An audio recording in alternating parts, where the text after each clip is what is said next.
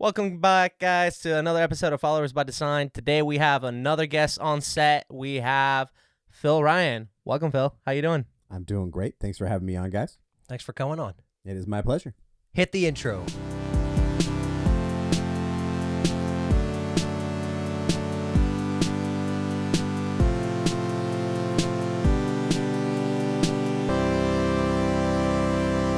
Yes, welcome back. We have Phil here. And as we do with all of our guests, we're just going to ask a few questions, get to know them better, and 40 minutes is going to fly by. Right on. So, Phil, would you mind just telling us a little bit about your testimony, how you came to know Christ? Yeah, I'd be happy to tell you a little bit about my testimony and how I came to know Christ. So I was not raised in a Christian home. I was raised with the Judeo-Christian values. So I knew the don't kill, don't steal, don't lie type things. But like there wasn't this talk about personal relationship with Jesus or like this personal God. And so I kind of just grew up with this vague idea of a God, and kind of knew as a cultural idea of Christianity. But most of the Christians that I knew who went to church regularly and said they were Christians didn't live any differently than I did, to be perfectly honest. So I didn't really see the point. I've always been very scientifically minded, and so I approached the world much more scientifically. I had exposure to Christianity on my dad's side of the family. Like his father and his brother, so my grandfather and uncle, very devout Christians, right? Have their relationship with Jesus. And so when we would visit them, I got that exposure, right? Yeah. But like it was still, it's like once a year. And so it was just not really a part of my life. Mm-hmm. And like I said, like I lived a moral life, but it was a very like honestly selfish and personal moralistic reasons, right? So like every male on my dad's side of the family struggles with alcoholism or addiction or both. And so I was like, I saw the effects of it.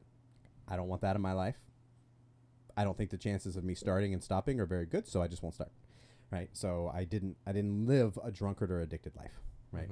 Mm-hmm. Growing up in kind of a small town, like there was quite a bit of people who had children when they were teenagers, and I knew that I did not want to be a teen dad, or honestly really a dad at all at that point in my life. And so I was like, well, the easiest way for that to not happen is to not have sex, right? And so I'm looking at these people as I'm growing up, and I'm making these moralistic decisions that I'm not going to live a drunkard life. I'm not going to have sex.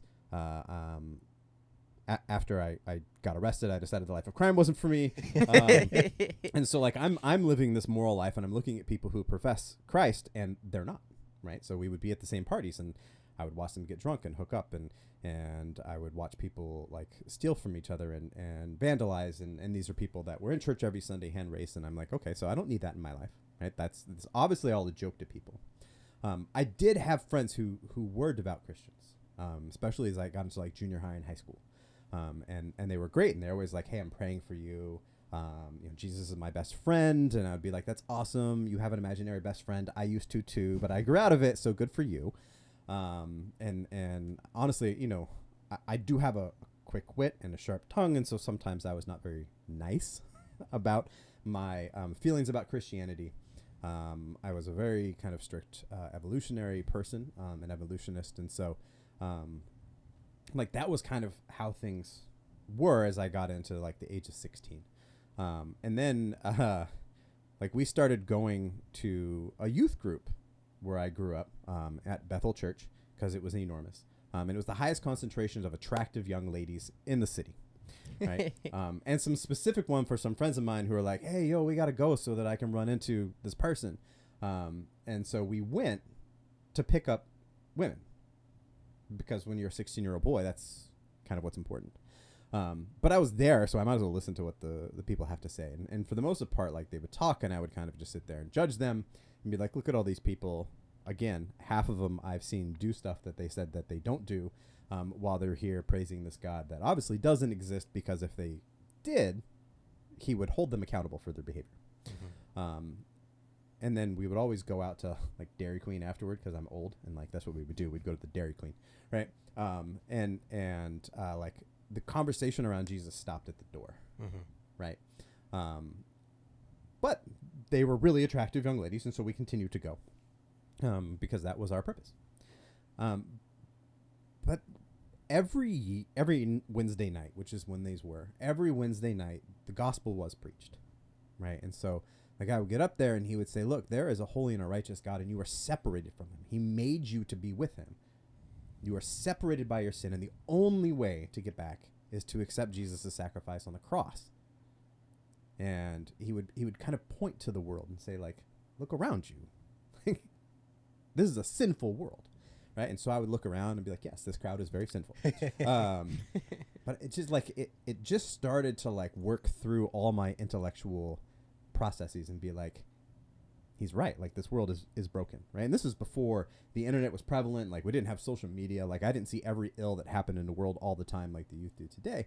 But like it made sense, right? And with my family's history with addiction and some of the things that we went through as a family, I was like, yeah, this is a broken world, no doubt about it. From birth on, everyone's broken. And so like one night I was just sitting there and he was like, look, if you're ready for this, just bow your head and we're going to do this prayer, which he did every Wednesday night. And I don't know why. I was just like, I'm ready for this. Right. And like people have these testimonies, like I was going through this horrible time and then like Jesus met me and it made everything better. Right. Like my horrible time was before that. Like I had come through it and I did it without Jesus. Right. That's not true. Jesus was there, but I didn't know. Right. And so like I'm listening to these other people's testimonies. It's like, oh, I was like high on drugs and passed out in the street and Jesus met me and I've never touched it again. I'm like, wow, I don't have that story. All right. I just have this guy standing up there being like, hey, God wants to be with you and he made a way. Do you accept it? And being like, yeah, I do. Right. And so I went into the back room. I prayed the prayer. I went into the back room to get like more questions answered. And then I kept going to this church for a couple more weeks, and then I would like grab some of the leaders and I'd be like, hey, I got some questions. I have some questions about this whole like, okay, how does this work, right? So like the Trinity didn't make any sense to me at all, right? But like you guys say that I can't do this, but I can't find it in the Bible. Where is it, right? Or you guys say that it works best if I do this, but can you point me to the Bible where this is happening, right? And the attitude was very much like, you know, the pastors are the ones that have the gift of discernment and you don't, and you just need to trust them. And I'm like, you want me to just follow this dude I don't even know and trust him with my spiritual growth and you're not going to explain to me anything? So I stopped going to that church. And I wound up going to another one. You know, it was a smaller church, still a good sized youth group, but like, you know, it was smaller. It had a good youth leadership, right? So like the worship team was all high schoolers, right? The youth pastor, Randy, he was awesome. He gave great lessons, right? They weren't sermons, right? They were lessons, which is, I think is really age appropriate, right? Because you're still in that area of learning and everything. But he gave good lessons, and we broke into small groups. And my small group leader, his name was Matt. And you want to talk about a guy who was not cool? Well, that was Matt. Matt was not cool, but man, did he love us. Right. It was apparent. Like I walked in from day one and like I felt loved. Right. Because he was like, tell me who you are. Tell me your story. What do you want to know about God? Right. Let's crack open the Bible. Let's take a look at this. Right. And now that I've grown in my faith, I disagree with him on some theological things that we had discussions about. But like he was like, oh, yeah, great. Why don't you and Brandon and I, let's go get lunch and we'll just talk through it. And I'm like, wait, really? He's like, yeah, bring your Bible. Let's go talk through it. And so that's really how my faith got cemented, right? It was through a high school ministry. I mean, I was saved because I was a teenage boy with hormones and I wanted to meet, you know, hot girls. And Jesus was like, I'll use what you give me to work with.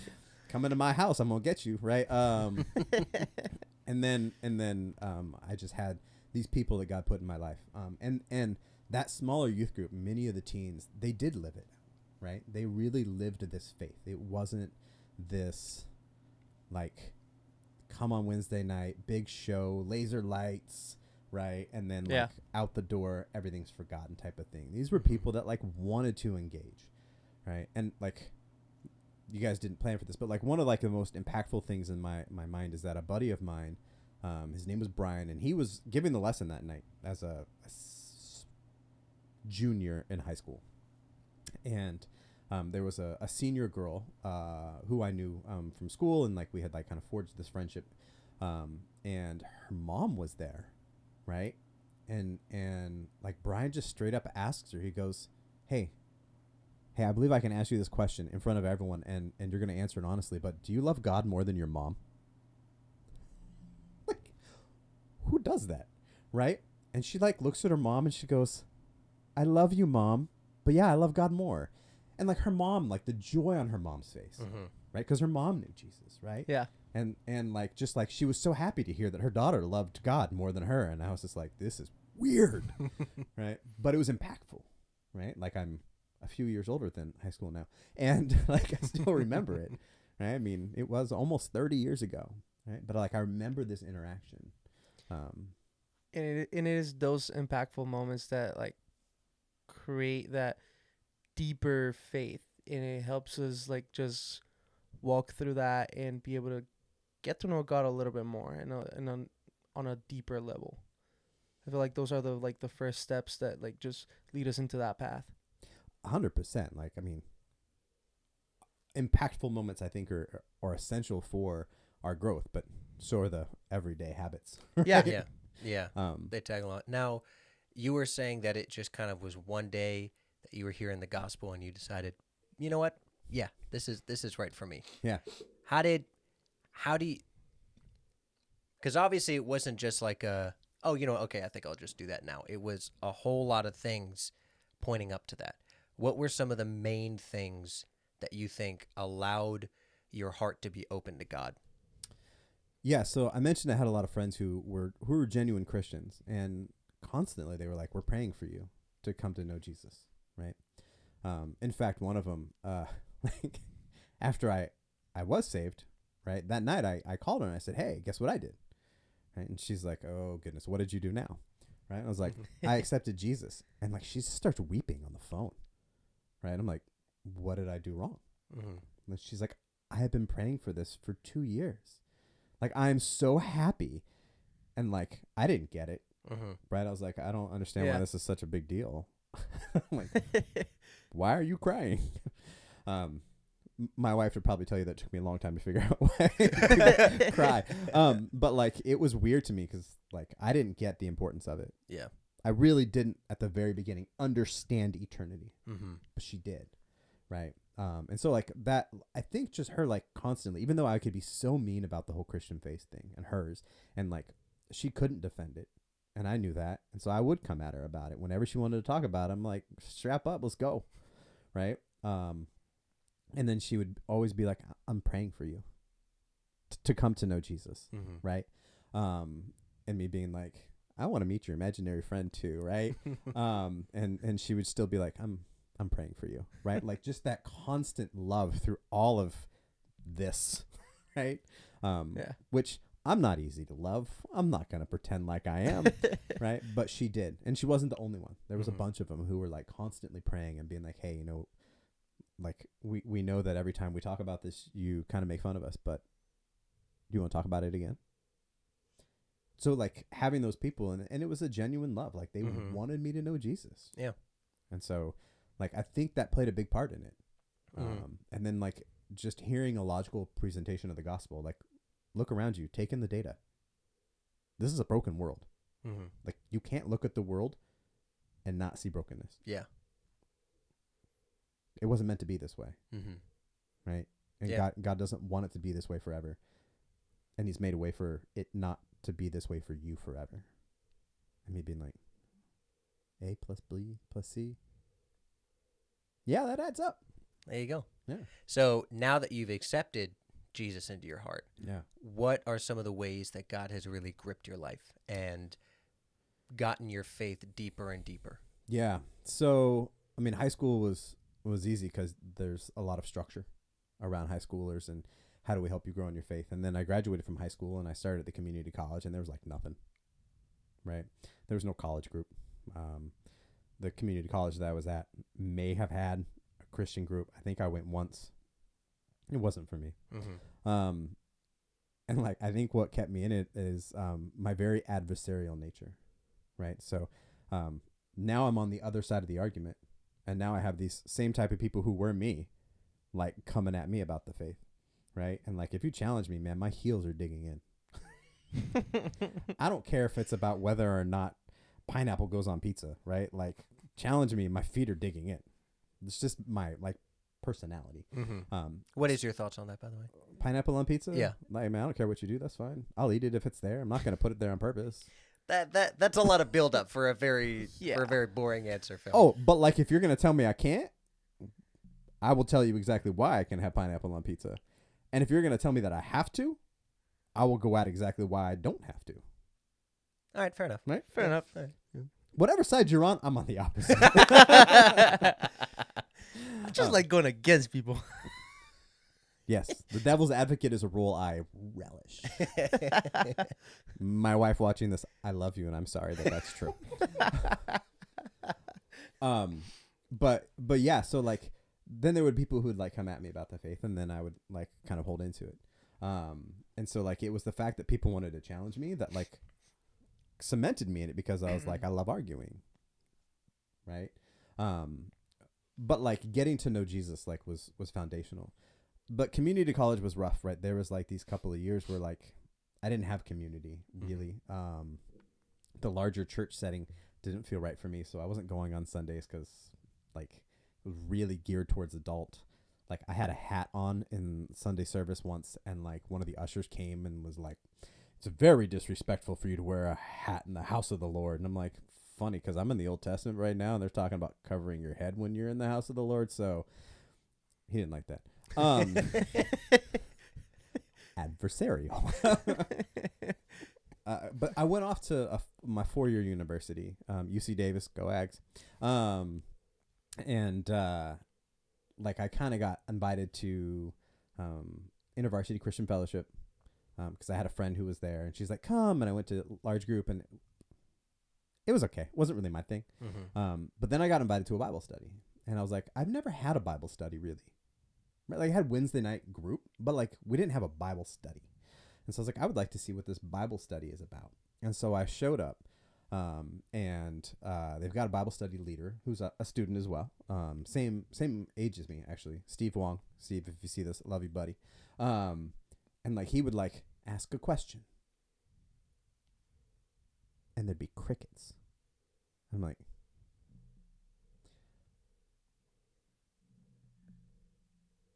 why is nobody talking? Right. And so like, I would start answering the questions, and like, Steve, I love Steve. He's a very expressive person. Right. He was like, and so like, Jaw to the floor. yeah, like sometimes it felt like he and I were like just having a conversation. Right. And then others like started to pipe in a little bit. And then like, you know, being the very humble person that I was like, I saved this Bible study. I made it great. It's not true, but that was like kind of my attitude. It's like, I have to keep going back or else Steve's going to be all alone talking to himself. But like, I formed good relationships and good community there. And then it led to this like accountability group with 5 guys, I think it was. And so it was great because we would come, we would talk about the Bible, we would share where we were struggling, we would share our sins and confess them, and then be able to like pray for one another and hold each other accountable. And that, I think, is where my faith really cemented, right? It was with those 4 or 5 guys in this house that they called the cabin, right? And we would just sit there and be real, right? Like, it wasn't this super holy, like, I don't struggle. It was like, this is real Christianity, right? This is, we're broken people, and we're doing our best here, and we're struggling, and we're not doing a great job alone. Yeah. Yeah. So let's do it together. Right. And so, like, I think that group, and then like after college, I moved in with a group of Christian guys, which had its challenges, right? Because we didn't all agree on all things. You would come home after a long day of work, and all of a sudden there's like a a worship session in your living room and you're like, I just want a quiet place right now, right? And y'all are singing a little bit off key, and like I can join and sing off key, but I also just I just want some time alone, right? But it was awesome because like there was somebody right there. You can be like, hey, I need to pray right now, and like, okay, let's do this, right? And so those years, probably the 2 years that I was finishing up at UC Davis and the 2 years afterwards, like that's where there was this real growth. Yeah. This real, like the roots are now planted by this water, right? And like the tree's growing. So I move out here for grad school, and I cannot find a church for the life of me here or a community. For grad school, I'm trying to connect with graduate student Christians. Like, it's just not working. I'm going to churches, and it's very kind of formal, and I'm not a formal person. Yeah. Right? I wore sandals one Sunday. Some lady came over and was like, it's very disrespectful for you to wear sandals in church. And I did the whole Jesus wore sandals. I didn't go back to that church. Right. And so like, I just kind of gave up on it. And I was like, I like most of my friends were like either Baha'i or they were agnostic or they were atheists and evolutionists, had a bunch of Jewish friends. Like all of my friends, like I didn't have a lot that were Christians, but I found a lot of, kind of growth, like going and meeting with these people and hearing about their faith. And then being like, this is the truth. And me being like, okay, so you say you believe the Bible, but the Bible says this. Well, yes, but our prophet, your prophet's going to change that?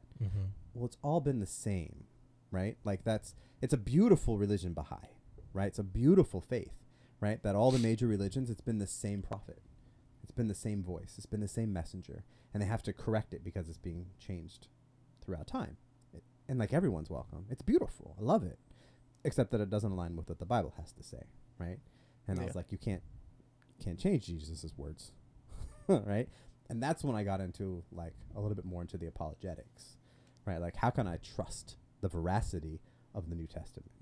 Yeah. Right. And then my now wife, we were dating. She was in Philadelphia. She moved down here, and she was like, "We're going to church, you heathen." And then we were gonna like go to a bunch of different churches. We've heard this radio ad for the church that we're now at, that y'all attend, and we went, and honestly the pastor at the time like gets up on stage and starts crying, and I'm like, nope. Peace, I'm out. And my now wife is like, oh my gosh, I loved it. And I'm like, yeah, me too. You're kidding, right? And she's like, no. I was like, one more week, I'll give it one more week. And we walked back in, and I remember like two people came up to me and they're like, hey, you were here last week. Well, thanks for coming back. Any questions we can answer for you? No? Oh, we're really glad you're here. And that was like it. But like they recognized us. Right? It's not a tiny, tiny church. Yeah. And it was just so warm and welcoming, but like not overwhelming. Yeah. And then the pastor cried on stage again. I was like, you've got to be kidding me. But then we met him. Right? And he was like, come meet me. And he's like, we have this meet the pastor. Come to my house.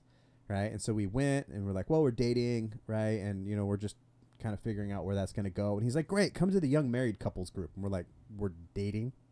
We're not engaged? He's like, yeah, come to the young married couples group. And we're like, we're still trying to figure out if we're going to do anything here. He's like, what? It's obvious. You guys are perfect for each other. I'm like, you have known us 30 seconds. Right? And he's like, it's obvious. And so, of course, we went to the young married couples care group. And then we got engaged and we got married, and we've been here ever since. That pastor left. The new pastor's pretty great too. He's aight. Yeah, he's aight. He's aight. But yeah. And then like in this church, like if you get plugged in, like I feel like it's a great place to really grow. Yeah. Yes. Because you're going to serve. Yes. And I feel like when you serve, you can't help but grow. Yeah. That's literally what happened to me. I haven't even been a year there, and I'm already involved in so many places. But it's just that community that pulls you in, and you want to keep doing more because it just feels, first, fulfilling, and second, it feels great that people encourage it and they make you feel welcome about it. Yeah. Now, speaking of service, because I know you love to serve in the church.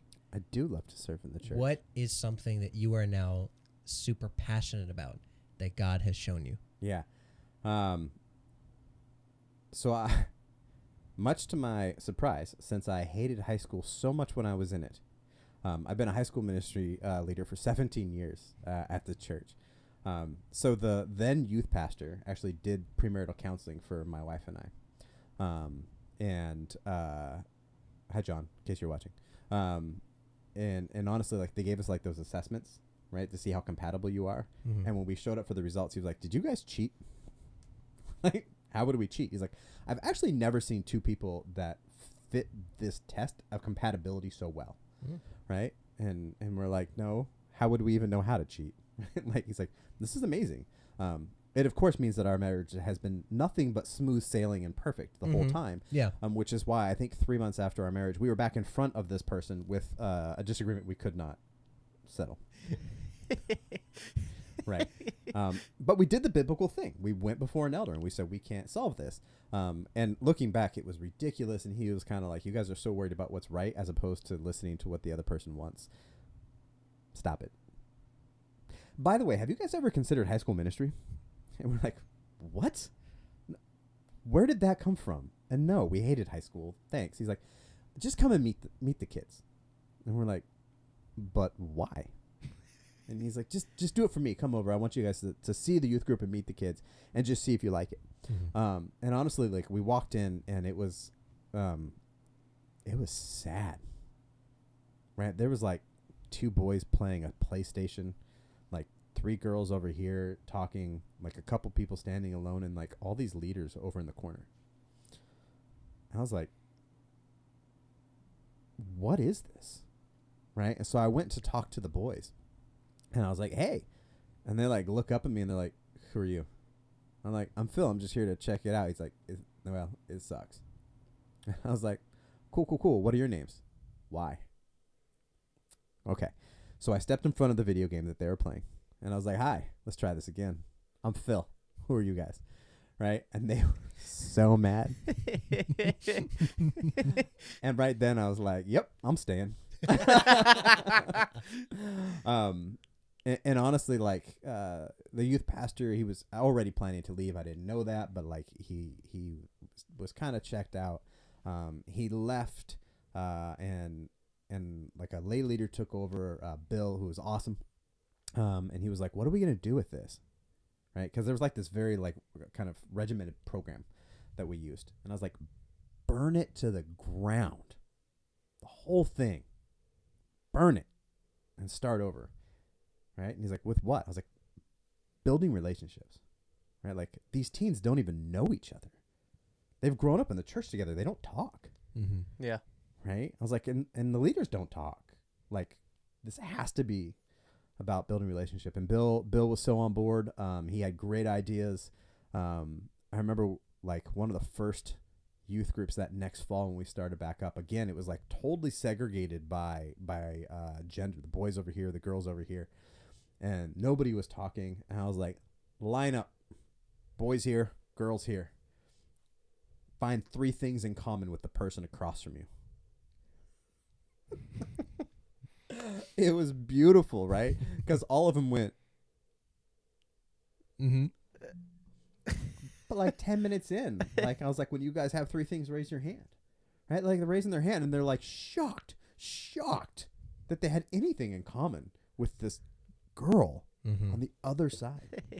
And like, I was like, I actually think I like this, right? And the reason that I like it, because I know you're going to ask, like, why do I like high school ministry so much? Mm-hmm. Is that, like, it's that time of development where you have genuine questions. Yeah. Right? And I love being a place where they can come and ask those questions. Right? There's no judgment. Yeah. Right? Because I've been on the other side. Right? I've been on the non-believing side. I have torn this faith to shreds. Right? So, like, I'm not afraid of your questions. Mm-hmm. Like, bring them. Let's talk about them. Let's go through them. I can now be Matt from my youth group when I first got saved and be like, let's do this. Let's talk about this.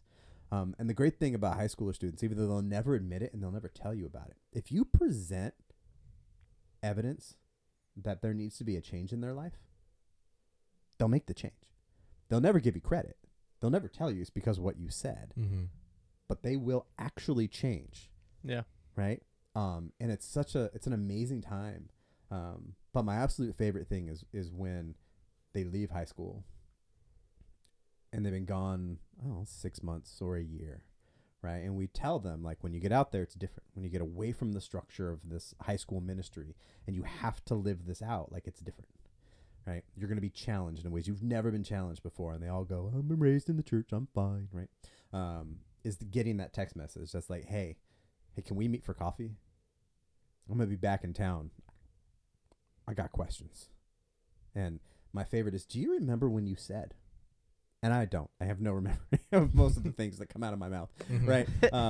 But like that impact, that like when later they're challenged with something and they're really struggling, like they come back and they want answers. Like, that's awesome. That's beautiful. Right. I don't see high school ministry as a 4-year ministry. It's a lifetime ministry. Yeah. Sitting here next to one of my previous high school students. Right. Like it's awesome. I just showed up. You're not a high school student, but No, but I just showed up. still a lifetime ministry. Yeah. Yeah.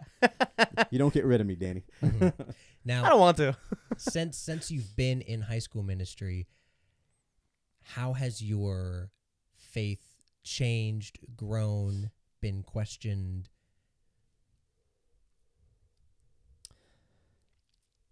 So you guys have Mike Spear on. Mm-hmm. So you don't serve with Mike Spear without learning things. Mm-hmm. Like, the dude's smart. He's Yeah. and a great teacher. Mm-hmm. Right. So just being like sitting and listening to him teach the high school students, I'm like, oh, I didn't know that. That's really cool. And then like, I mean, Mike and I will go grab coffee and just talk and hang out. Right. Like, so, I mean, that friendship has been huge for my growth. Right. Because Mike's not going to not challenge you. Right. Mm-hmm. So just like being with him for, I mean, like 15 years now, has been awesome. But like, yeah, being challenged, like I told you, high school students' brains are like going, right? And so they'll come and they'll be like, so I read this in the Bible and I read this in my science class and it contradicts what the Bible says. And they have all this evidence for it, right? And so like that aspect, as I'm a scientist, that aspect of them coming and being like, what about this? Mm-hmm. Right. And having to like think through these things has cemented my faith a lot when it comes to the creation story and things of that nature. Because like they're gonna bring it.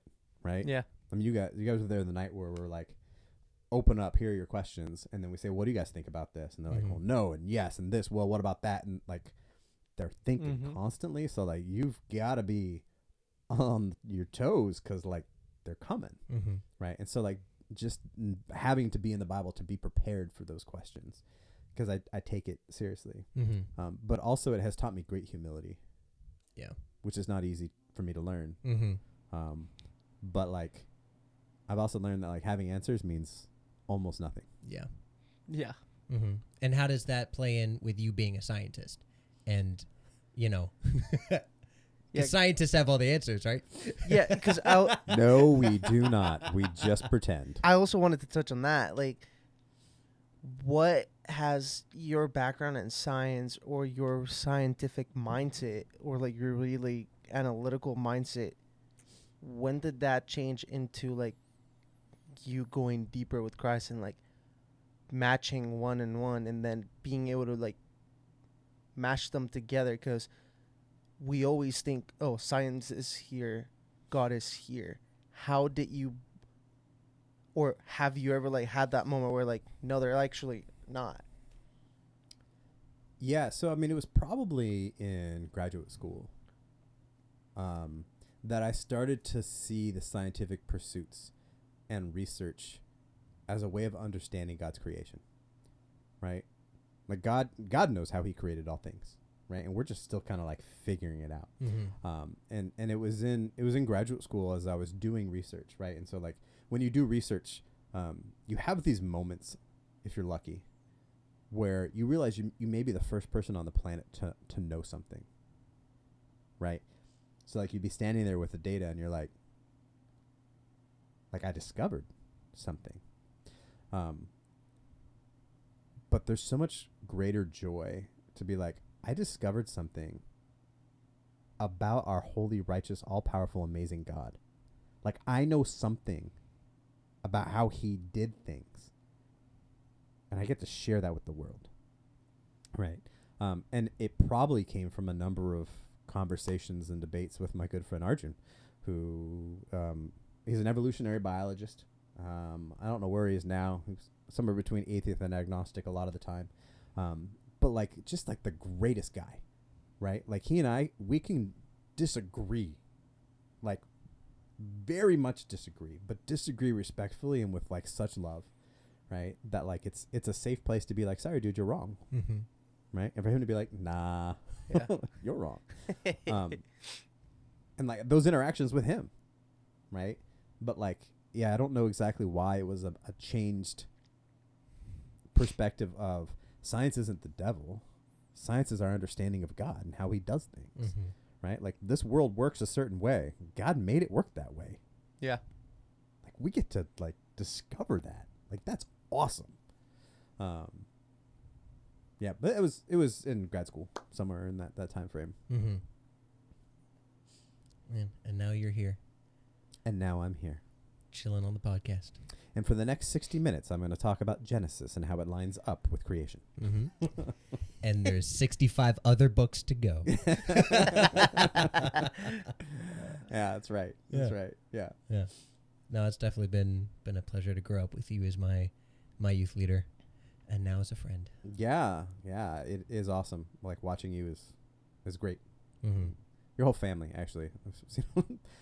He's got a few brothers and sisters, right? And so I got some people. yeah, and all so different. Mm-hmm. But yeah, no, I don't play favorites, Michael, because that would be wrong. Mm-hmm. But if I did, you'd be on the Pussy. list. Oh, hey. You'd be on the list. Heyo. I'm not gonna say the favorite. Hey. You'd be on the list. Top 6. Top 6 in the Seeger family. Let's definitely. go. Yeah. Seeger kids. Seeger kid. Definitely top 8 in the whole family. Hey. Yeah. Right on. Take that, Gabby. That's my dog. Gabby and I don't see eye to eye. Yeah, me neither. She steals way too much of my food to be friends. She's stolen mine a couple times. Mm-hmm. Protect your food better. Yeah. I feel I shouldn't have to. That's a sense of entitlement. You know that, right? When I buy the food, yeah, I have full entitlement. Next time, So we'll discuss entitlement. Hey, over a dog, yes. I do feel 100% sense of entitlement. God gave me dominion. Correct. And I will have it. I own you. I You do not own my food. Dominion and ownership are different. It's true. It's true. But both are true with the dog. Well, thanks for coming on, Phil. It's been an absolute pleasure to get to know you even more, and to have you on and listen to your story. I had a lot of fun. I hope you guys had a lot of fun. Yeah. He's a cool guy. Maybe we'll have him on again, and he'll go through Genesis, and then he'll go through Exodus, and then Leviticus, which is actually a pretty fun book. People think Leviticus is not a fun book, but it is a fun book. I've always enjoyed Leviticus. It's numbers that gets me. Yeah. Numbers is rough. Not a mathematician, man. Listen, Yeah. if you've ever tried to read the whole Bible through, like, Genesis, great. Exodus, dope. Leviticus, it's pretty cool. But then Numbers, it's like, oh man, It's got a lot of numbers it's got a lot of numbers. and a lot of repetitive numbers. Oh my gosh. Yes. I mean, you have to though. You got to be very descriptive. You do. And this you was do. this length, and that was also the same length. Have but you guys this one, have you guys met somebody that says like Numbers is my favorite book of the Bible? no. Hey, thanks for coming, guys. Chime in on the comments if you Chime- like numbers. If Numbers is your favorite book of the Bible, remember that lying is a sin, and and pick another book. Okay.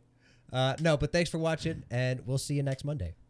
Now, if you've watched the video segment, Yeah, this is where we're up here. we're in the top left corner. Yeah. We're in the top left corner, and Which way is left on the camera? so it's gonna be up here. Okay, yeah. Yeah, this doesn't change. It's just that there's so much stuff over there. There's so much stuff. Now, usually I have a fun fact, Mhm. but as always, I forget to have a fun fact. Yeah. So, do you have a fun fact that you would like to share with the world? Do I have a fun fact that I would like to share with Let me the world? rephrase. Are you able to pick one fun fact that you would like to share with the world? You know, I was not prepared for this, Michael, to come with a fun fact. Michael's never prepared either. So I know. Trivia is not really my thing. Fun fact: trivia is not one of Phil's strong suits. Yeah. Yeah. People are like, you're so smart. You must be great at Jeopardy. I'm like, man, I know science. Mm-hmm. Yeah. Yeah. I do the worst on the pop culture ones. Right. I can barely remember my own name. I don't know the names of these people. Yeah. They're like, this artist from 2016 had this song that went bop, bop, bop. And I'm like, what? People still listen to music? Yes. Yeah. Phil hates fun. Phil. That's There's a good fun fact. Phil hates fun. Yeah. Yeah. It's not true. Phil's idea of fun is just different than most. But If you go by the definition of fun, then Mhm. yes, you do hate it. You just mangle the word and change it into something to fit the Phil box. define fun. Something that you don't like. That's it. Broccoli is fun. There you go. It's good, but it's not fun. No, broccoli is disgusting. it's good with lime and salt. Tell me you're Hispanic. Danny, our friendship We has now found- ended. He's over here with me with the pineapple on pizza side. You don't have to if you don't want to, but you can. That's what I'm saying. That's right. Are you anti pineapple on pizza? Oh, no. No. We get No. that every time. Oh, okay. But I'm just rubbing it in that, he's on this side and not on your side. I'm yeah. on my own side. That's Phil for you. That's Phil for you. Yeah. So when does this thing end? I don't know. Whenever the guest asks when it should end, it should have ended 5 minutes ago. Yeah. So we'll just kind of like fade into the darkness. Yes. And like at the end of those sitcoms, we'll just be like laughing as it fades away and everything's great. Oh, okay. Go watch another video.